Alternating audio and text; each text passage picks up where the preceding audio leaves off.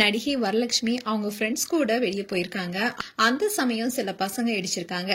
இதனால கடுப்பான வரலட்சுமி அவங்களை எட்டி உதைச்சி அவங்களுக்கு ரத்தம் வர வரைக்கும் அடிச்சிருக்காங்க. இந்த விஷயம் தான் இப்ப பேசும் பொருளா இருக்கு. நடிகர் சரத்குமாருடைய முதல் மனைவிக்கு பிறந்தவங்க தான் வரலட்சுமி. இவங்க பாய்ஸ் படத்திலேயே அறிமுகமாக இருக்க வேண்டியவங்க. சரத்துடைய பெர்மிஷன் கிடைக்காதனாலதான் பல வருடங்கள் கழிச்சு போடா பொடி படத்துல அறிமுகமானாங்க. அந்த படம் துப்பாக்கி படத்துக்கு போட்டியா களமிறங்குனுச்சு. இதனாலேயே இந்த படம் பெருசா போகல. அதே சமயம் வரலட்சுமியுடைய நடிப்பாகட்டும் அவங்களுடைய டான்ஸ் ஆகட்டும் பலரால வரவேற்கப்பட்டுச்சு. இந்த படத்தை தொடர்ந்து தாரத்தப்பட்ட விக்ரம் வேதா, மாரி 2, சண்டைக்கோழி 2, சர்கார்னு வரிசையா நடிச்சாங்க. தமிழ்ல மட்டும் இல்லாம தெலுங்குலையும் கால் பதித்து தன்னுடைய திறமையை நிரூபிச்சாங்க. இப்படி பல படங்கள் நடித்திருந்தாலும் அவங்களுக்கு என்னமோ சினிமாவில சரியான அங்கீகாரம் கிடைக்கலன்னு தான் சொல்லணும்.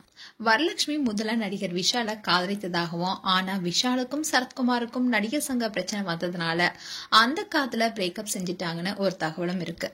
இப்படி இருந்த சூழ்நிலைதான் நிக்கோலாய் சச்தேவ காதலிச்சு திருமணம் செஞ்சுக்கிட்டாங்க. நிக்கோலாய்க்கு ஏற்கனவே திருமணமாகி டிவோர்ஸ் ஆயிடுச்சு. அதோட அவருக்கு ஒரு பொண்ணும் இருக்காங்க.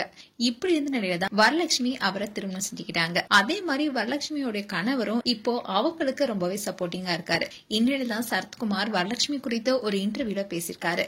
அதுல சரத்குமார் என்ன சொன்னார்னா, ஒரு முறை பெசன்ட் நகர் போலீஸ் ஸ்டேஷன்ல இருந்து எனக்கு போன் வந்துச்சு. போன் செய்தவங்க வரலட்சுமி ஒரு பிரச்சனை சிக்கியிருக்காங்க, உடனே வந்து அவங்களை அழைச்சிட்டு போங்கன்னு சொன்னாங்க. உடனே பத்திரிய சரத்குமார் அவருடைய ஃப்ரெண்ட்ஸ்க்கு கால் பண்ணி என்ன ஏதுன்னு பார்க்க சொன்னாரு.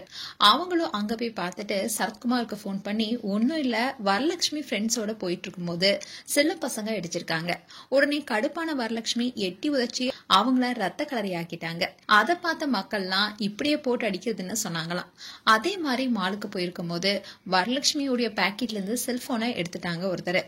அவரை விரட்டி விரட்டி எடுத்துட்டாங்களாம். இப்படி வரலட்சுமி குறித்து சரத்குமார் ஒரு இன்டர்வியூல ஷேர் பண்ணியிருக்காரு.